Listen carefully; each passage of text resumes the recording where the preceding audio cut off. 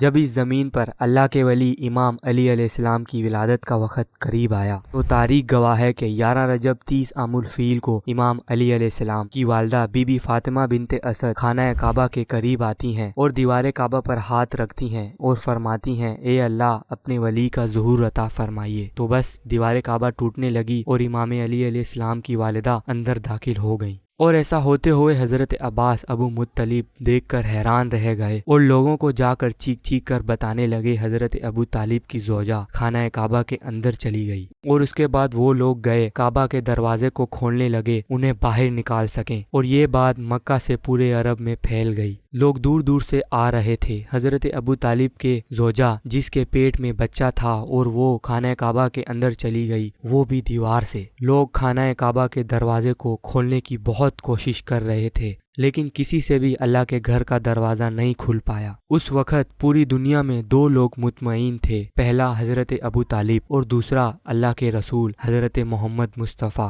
تاریخ نے لکھا عرب کی سرزمین پر اس سے پہلے لوگ اتنے کبھی نہیں آئے تھے۔ 13 رجب 30 عام الفیل کو سب خانہ کعبہ کو دیکھ ہی رہے تھے تو اتنی دیر میں دیوار کعبہ ہلنے لگی اور سب لوگ حیرت سے دیکھنے لگے تو حضرت ابو طالب نے فرمایا اے محمد جاؤ دیکھو۔ تو رسول خدا اپنے مبارک قدموں سے خانہ کعبہ کے اندر گئے تو دیکھا ایک نورانی بچہ جس کے نور سے پورا کعبہ چمک رہا تھا۔ تو آپ نے دیکھا امام علی علیہ السلام کی والدہ بہت پریشان ہے۔ تو رسول خدا نے فرمایا اے میری ماں آپ غمزدہ کیوں ہیں؟ تو بی بی فاطمہ بنت اسد فرمانے لگی اے میرے بیٹے محمد، جب سے اللہ نے اس بیٹے کا ظہور کیا ہے تب سے نہ ہی یہ روتا ہے اور نہ ہی یہ دودھ پیتا ہے۔ تو رسول خدا نے مسکرا کر بچے کو اپنے ہاتھوں میں لیا اور بچہ مسکرا کر اپنی آنکھوں کو کھولنے لگا۔ تو رسول خدا نے اپنی زبان امام علی علیہ السلام کی منہ میں دی اور امام علی علیہ السلام رسول خدا کی زبان کو چوسنے لگے۔ تو جیسے ہی رسول خدا امام علی علیہ السلام کو باہر اٹھا کر آتے ہیں تو سارا عرب اس بچے کی نور کو دیکھ کر اور اس کی فضیلت کو دیکھ کر خوش ہونے لگے اور لوگ سوچنے لگے آخر اس بچے کا نام کیا رکھا جائے۔ تو اتنے میں رسول خدا نے فرمایا اے لوگوں، اس طرح آج سے پہلے کسی کی بھی ولادت نہیں ہوئی۔ اس بچے کی ولادت علی ہے، افضل ہے، اعلیٰ ہے، اور اللہ کی مرضی یہ ہے کہ اس بچے کا نام علی رکھا جائے۔ تو سب لوگ علی علی کہنے لگے۔ اتنے میں جناب ابو طالب امام علی علیہ السلام کو گھر لے جانے لگے تو ایک منافق کہتا ہے اے ابو طالب وہ رسم نہیں کرو گے جو ہر بچوں کے ساتھ کی جاتی ہے؟ مکے میں یہ رواج تھا، پیدا ہونے والے بچے کے اوپر سانپ چھوڑا جاتا تھا۔ اگر وہ سانپ بچے کو مار دیتا تھا تو یہ سمجھتے تھے کہ یہ بچہ اپنے باپ کی اولاد نہیں ہے، اور اگر سانپ بچے کو کچھ نہیں کرتا تھا پھر وہ کہتے تھے کہ یہ بچہ اپنے باپ کی اولاد ہے اور ہمارے لیے قابل عزت بنے گا۔ حضرت ابو طالب نے رسول خدا کو دیکھا اور امام علی کو دیکھا اور ایک پتھر پر جا کر امام علی علیہ السلام کو رکھ دیا اور کہتے ہیں لاؤ اپنے اس سانپ کو جس پر تم لوگ فخر کرتے ہو۔ تو جیسے ہی امام علی علیہ السلام کے اوپر سانپ کو چھوڑا گیا تو وہ سانپ جیسے ہی قریب آیا تو امام علی علیہ السلام نے اپنے ننھے ہاتھوں سے پکڑ کر سانپ کو چیر دیا اور اس سانپ کے 2 حصے کر دیے، اور لوگ زور زور سے کہنے لگے بچے نے سانپ کو چیر دیا، اور لوگ اس کے بعد زور زور سے کچھ کہہ رہے تھے جیسے کہ بول رہے ہوں حیدر حیدر